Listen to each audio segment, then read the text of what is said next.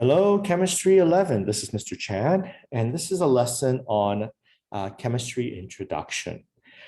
So the first question is, what is chemistry? And some of you have come from Science 910, Science 10, and a lot of times people think, oh, chemistry is just chemical naming.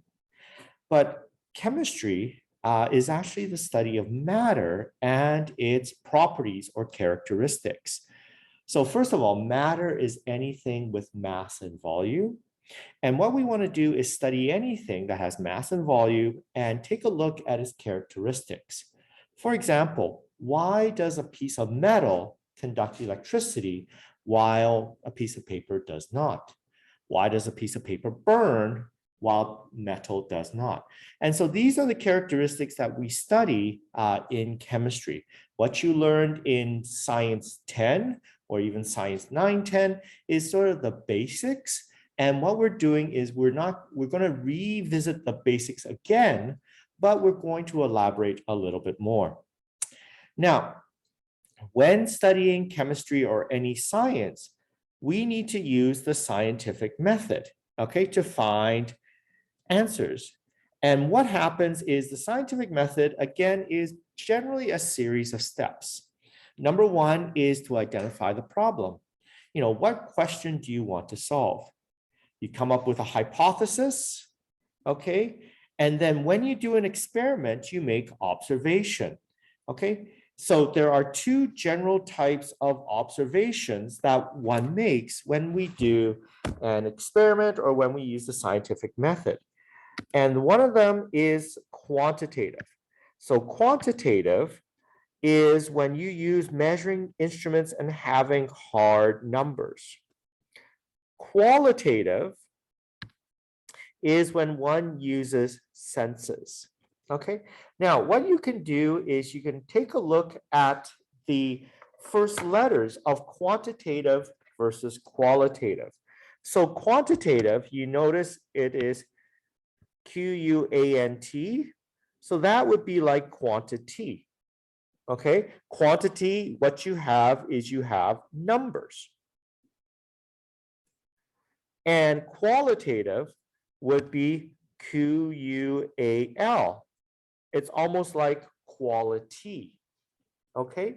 And quality is basically, seeing if, saying if something is really good or something smells nice. So those are qualitative observations. Okay, so what we do is we do make both quantitative and qualitative observations. An example would be like you buying shoes. Quantitative would be the price of the shoes. Qualitative would be the style, the fit, how it feels on your feet. And once you've made enough observations through your experiment, you can make a conclusion, which is the summary of the observations. Now, once you make up a conclusion, it can be followed up by a theory or a law. Now, what is the difference between a theory and a law?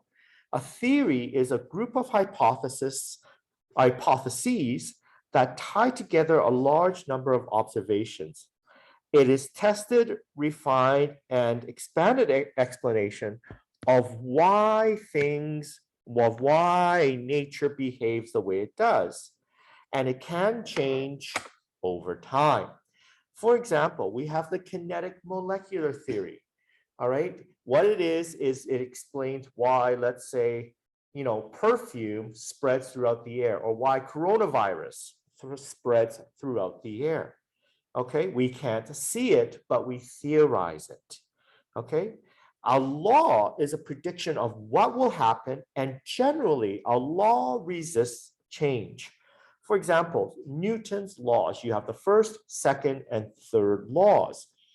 Okay, or you have the law of conservation of mass. Those are a prediction of what will happen, and it's very difficult to change that.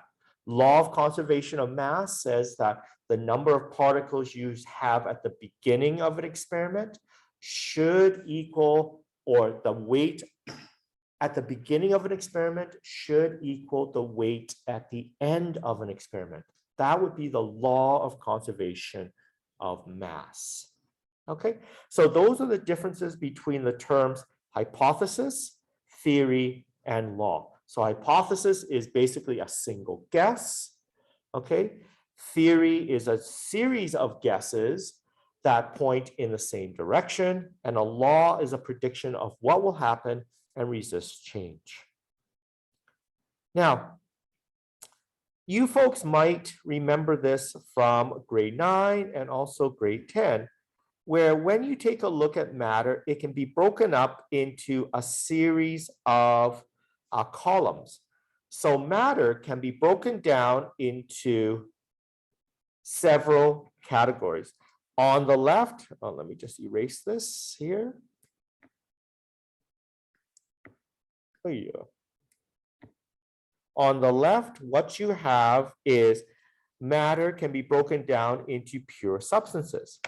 And pure substances have a unique set of characteristics like you. Okay? Now, a mixture has no unique characteristics because particles keep their own properties. This is on the right-hand side, like the chemistry class. So the chemistry class, what happens is depending on who is in the chemistry class, the dynamics can be different. Okay, and the reason being is because the personalities of the individuals may be different. So what for me, let's say one joke runs well in one class, might not go over very well in another class because of the fact that each class is different.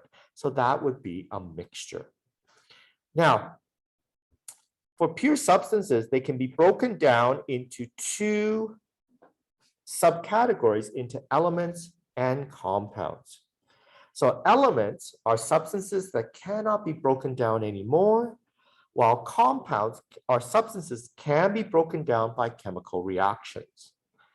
Now, for elements, they can exist as either atoms or molecules, while compounds can be only broken down, can only exist as molecules. Now, I've given you a couple of examples here just to highlight the difference between an element and a compound, but also to highlight the difference between an atom and a molecule. So on the left-hand side, we see that an element, which is an atom, would be like silver, just one single particle, and we use it as an atom.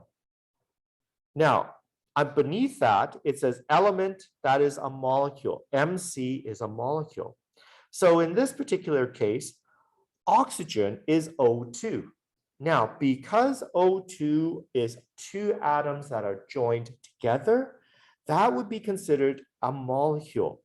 But because it is the same element, it's an oxygen atom and another oxygen atom, that is why we consider it an element. On the right-hand side, we have a compound, which is a molecule. So for example, H2O. Now, it is called a molecule because it is joined together. You have atoms joined together. So you have hydrogen and oxygen and hydrogen. But because they are different elements, that's why we call it a compound. So please make sure you understand the difference, or you can distinguish the difference when I say element that's an atom or an element that is a molecule versus a compound that is a molecule. Now, I will be using those terms throughout the entire year.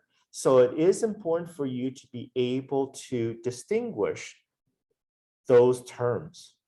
Okay. Now, on the right-hand side of mixtures, mixtures can be broken down into two separate categories. We have heterogeneous and we have homogeneous or homogeneous. Heterogeneous is you can see the parts of the mixtures as separate. Okay. And homogeneous is a mixture is uniform and cannot see the different parts. Sometimes we call them solutions. Again, this is review of what you had back in grade 9 and maybe also back in science 10. Now, an example would be the species that we exist. We are called the Homo sapiens. Why are we called the Homo sapiens? Is because genetically it is impossible to distinguish humans apart. We are 99% identical. Okay, we have different ethnicities, yes, but genetically we are identical. And this is why individuals are able to marry and potentially mate and produce offspring with any ethnicity because we are genetically identical. This is why we call ourselves the Homo sapiens. Okay. Now, an example of a homogeneous mixture would be something like Gatorade. Gatorade is a homogeneous mixture or a solution. Now, an example of heterogeneous mixture would be like a salad or the individuals in our classroom. What happens is you can separate those with glasses and those without, and so on. Now, one special metal solution is called an alloy. An alloy is a metal solution of different metals. Now, and what I want to do is I want to show you a definition of alloys. Okay, so something like brass on the upper right-hand corner is a solution of copper and zinc. All right, 18 karat gold. What that is a solution of copper, silver, and gold. Now, some of you might buy 10 karat gold or 14 karat gold. What it is the reason why it's a 10 karat gold is because of the fact that there's only a smaller percentage of gold and it's intermixed with other metals. Sterling silver, the stuff you buy in jewelry, that is a alloy as well. So what you have is a silver and copper. So those are the definitions of alloys, okay, which is just a metal solution. All right, so that is it for today's first lesson. And what I will have is some homework that I've assigned in class. And so it would be great for you when you come back to class to take a look at what homework has been assigned. All right, folks, thank you very much. Have a good day. Bye-bye.